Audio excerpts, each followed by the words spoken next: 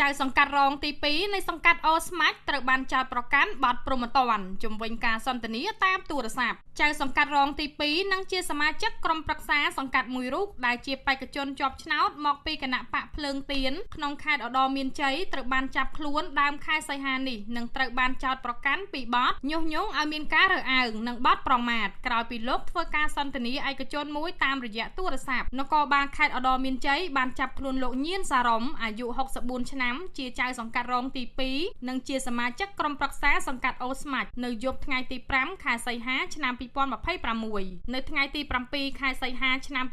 2026លោកសារ៉ុមត្រូវបាននគរបាលបញ្ជូនទៅសាលាដំបងខេត្តឧត្តរមានជ័យនិងត្រូវបានចោទប្រកាន់ពីបទញុះញង់ឲ្យមានការរើសអើងតាមបញ្ញត្តិមាត្រា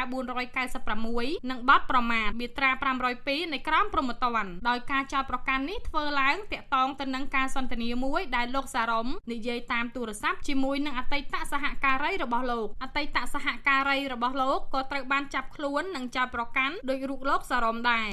លោកសារ៉ុមបច្ចុប្បន្នឃុំខ្លួននៅពន្ធនាគារខេត្តឧត្តរមានជ័យនិងអាចប្រឈមជាប់ពន្ធនាគាររហូតដល់3ឆ្នាំនិងពិន័យជាប្រាក់ប្រមាណ6លានរៀលប្រហែល